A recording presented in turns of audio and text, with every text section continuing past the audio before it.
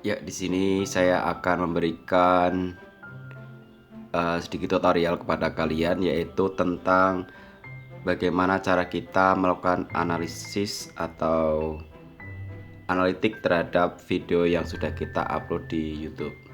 Nah, sebelum kalian tonton video ini, jangan lupa untuk selalu like, comment, share, dan klik tombol subscribe-nya. Nah, pada kesempatan kali ini kita akan mencoba menggunakan handphone.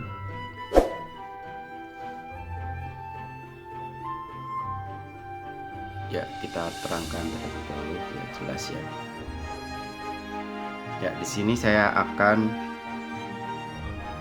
menggunakan handphone untuk melakukan kegiatan analisis ya, analitik di handphone.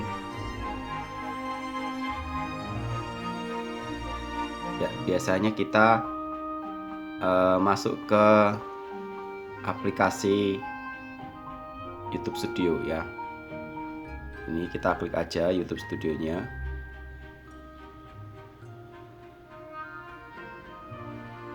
Ya, ini adalah salah satu channel saya yang mulai berkembang karena ini sesuai dengan momen di masa pandemi ini. Jadi saya mencoba untuk membuat channel tentang bimbingan belajar. Nah, di sini saya akan memberikan beberapa cara agar bisa melihat atau menganalitik channel ini. Nah, di sini ada analitik ya. Kalian bisa lihat di sini. Ini lihat ya. Nah, di sini di analitik ini ada beberapa hal yang bisa kalian lihat. Yang pertama adalah penayangan real time. Jadi dalam 48 jam itu estimasinya berapa kali ditonton. Nah, di sini terlihat 74 ya. Kemudian penayangan real time, video yang terakhir dipublikasikan. Ini ada beberapa video yang dalam 48 jam itu jumlah penayangannya. Jadi ini yang teratas itu ada cara menjumlahkan pecahan sebanyak 11 kali ditonton, kemudian menaksir pecahan 3 kali, pengertian manfaat dan jenis itu 7 kali, kemudian faktor bilangan 3 kali, menaksir pecahan 1 kali. Nah, dari video ini bisa kita lihat momen-momen yang memang pas atau tepat adalah kita di ini karena pelajaran sekolah dasar ya, SD itu. Jadi yang lagi booming atau mungkin yang banyak dicari adalah tentang pecahan ya. Jadi kita konsen di pecahan saja. Kemudian ini adalah waktu tontonnya, itu selama 28 hari itu sekitar 7.418. Kemudian penayangannya adalah 3.143. Kemudian durasi tontonnya rata-rata itu sekitar 2,21 menit ya. Kemudian ini adalah pertambahan jumlah subscribernya, sekitar penambahannya bertambah menjadi 321. Kemudian waktu tonton dari subscriber kita itu selama 28 hari itu yang tidak subscribe sebanyak 80,8% dan yang di subscribe itu 19% ya. Kemudian ini ada yang suka dan tidak suka dalam 28 hari ya. Ini sekitar 98,9 ya. Kemudian di analitik ini juga kita bisa menemukan penemuan ya. Jadi penemuan itu misalnya tayangan dalam 28 hari itu kita menemukan viewers sebanyak 23.617. Kemudian rasio klik tayang dari tayangan itu sekitar 3,7%. Jadi tidak terlalu tinggi. Kemudian jenis sumber traffic, jadi orang mencari video kita itu sumber trafficnya atau pencariannya di mana? Itu dari eksternal, jadi di luar YouTube ya, bisa melalui Google ya, atau mungkin Facebook, atau mungkin Instagram ya. Kemudian dari halaman channel, jadi halaman channel itu misalnya penelusuran berdasarkan nama channel kalian, ini 16% ya. Kemudian penelusuran YouTube, mencari di YouTube, jadi kita mengetik di YouTube itu sekitar 12,6. Kemudian fitur YouTube lainnya ya, jadi seperti kayak playlist itu juga termasuk fitur di situ. kemudian komunitas juga bisa. Kemudian sumber eksternal teratas ya, jadi kita biasanya melakukan kegiatan share link maupun channel kita itu di sini terlihat yang paling tinggi adalah WhatsApp ya. Jadi karena saya suka mengirimkan link di WhatsApp baik itu di story maupun di via Japri ya.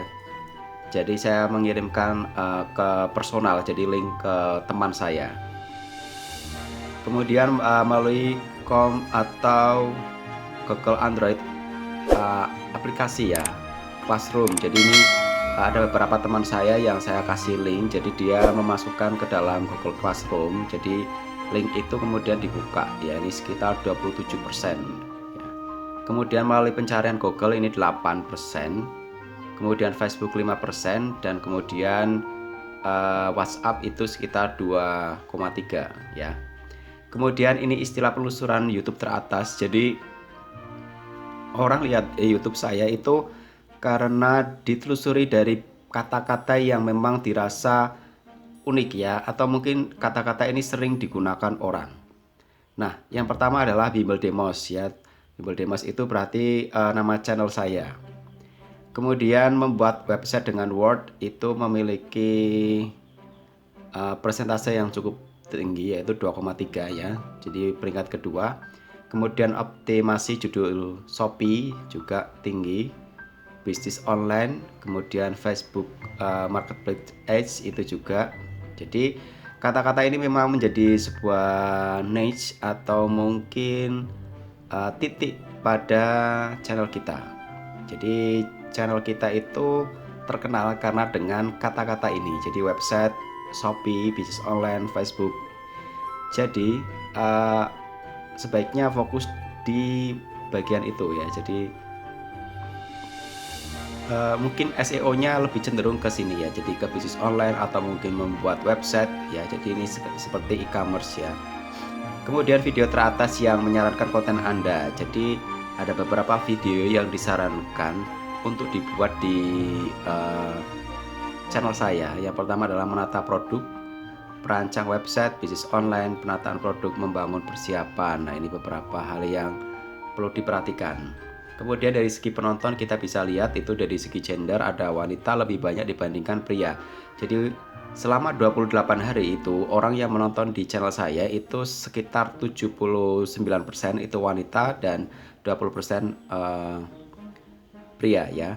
Kemudian usianya itu cenderung ke usia antara 13 sampai 17 ya, karena ini fokus di anak-anak SMA, SMK gitu ya, dan anak-anak SD ya.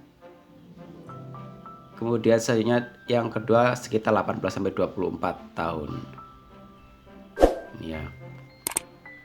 Kemudian negara teratas itu ada negara Indonesia sebanyak 95% ya.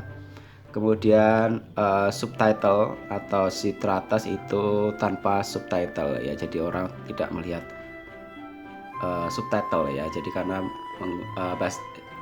konsumen kita itu orang Indonesia. Kemudian konten interaktif itu dari klik t-shirt per t-shirt kartu yang ditampilkan. Jadi kayak misalnya kita memberikan ikat di video kita ya, itu hanya mengefek ataupun memberikan kontribusi terhadap video kita itu sekitar 2,5%. Kemudian klik per kartu yang ditampilkan sekitar 8,3%. Kartu teratas itu ada di penataan produk fresh. Jadi kalau kita lihat di video YouTube kita biasanya memasukkan beberapa video-video lain di atasnya ya sebagai rekomendasi. Nah, di sini yang paling teratas adalah video penataan produk dan merancang website. Kemudian klik per anotasi yang dapat diklik yang ditampilkan selama 28 hari itu tidak ada. Kemudian video yang teratas berdasarkan jumlah klik pada anotasi juga belum ada ya. Kemudian berdasarkan playlist ya, jika kita lihat di sini. Ternyata playlist kita ditonton dalam waktu 28 hari itu hanya 71 orang. Kemudian jumlah penayangan video di playlist kita 120. Jadi orang yang melihat video kita di playlist itu sekitar 20 penayangan. Kemudian rata-rata waktu yang ditonton dalam playlist itu selama periode sebelumnya sekitar 0,23. Kemudian playlist yang paling banyak diminati di sini adalah bisnis online kelas 12 semester 1 yaitu sekitar 110 ya. Kemudian bisnis online semester 1 sekitar 49 orang, matematika 16 orang, tata penduduk 5 orang. Nah, playlist ini bisa kita lihat juga di bagian sini ya. Pojok ini kita klik. Nah, di bagian sini itu ada analisis playlist analitik ya. Yaitu sama saja, jadi kita bisa langsung melihat atau kita menggunakan tanda icon ini ya. Di pojok ini kita bisa analisis ya. Nah, itu saja yang bisa saya sampaikan, semoga bermanfaat bagi kalian. Jangan lupa untuk like, comment, share, dan klik tombol subscribe-nya.